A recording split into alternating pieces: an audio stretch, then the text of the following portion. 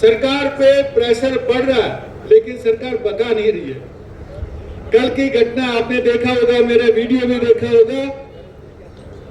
कल एक अपने कार्यकर्ता के ऊपर उसका घर तोड़ने का नोटिस आ गया, जबकि सारे जो घर है वो 91 में उसमें बने हुए हैं, पूरे गांव के सभी समाजों के।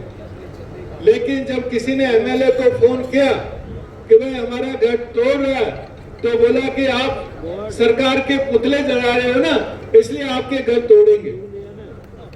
मैं बोला यदि एमएलए की हिम्मत हो और सरकार की हिम्मत हो तो हमारे कार्यकर्ता का घर तोड़ के दिखाए तो हम उसकी ताकत जानेंगे।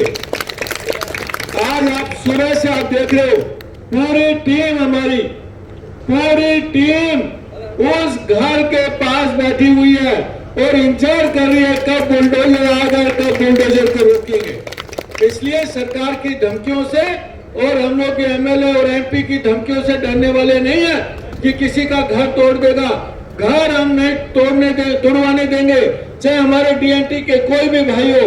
आज बुलडोजर जो चलता है, 80% बुलडोजर डीएनटी समाज के ऊपर चलता है। बात सही है नहीं?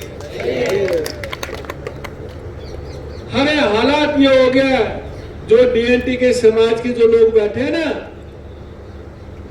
ये एसआईआर आया ना, जो वोट की जो सूची जो अपडेट कर रही है सरकार, 44 लाख वोट कटे हैं। 44 लाख में से कम आधे वोट डीएनटी समाज के कटे।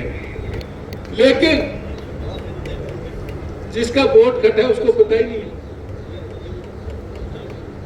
सरकार कितना मतलब भेदभाव कर रही है, कितना अन्याय कर रही है।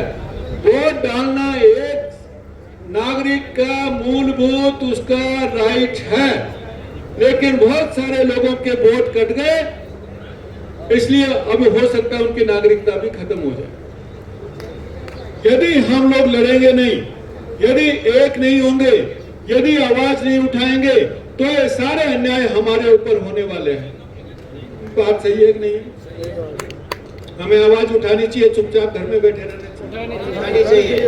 78 साल से हम चुपचाप घर में बैठे थे। हमारे बेचारे डीएनटी समाज जो अपनी रोजी रोटी के लिए हर दिन के लिए जाता है, उसको तो आंदोलन में आने का समय नहीं है। उसको आंदोलन में एक दिन वो बेचारा छोड़ के आएगा तो अपने बच्चों को खिलाएगा क्या? इसलिए सरकार ये कमजोरी समझती है कि ये लोग है ना आंदोलन में नहीं आएंगे, इसलिए इनको जैसा करें वैसा आप भोगो। कानून बोल रहा है कि इन लोगों को अलग से आरक्षण मिलना चाहिए।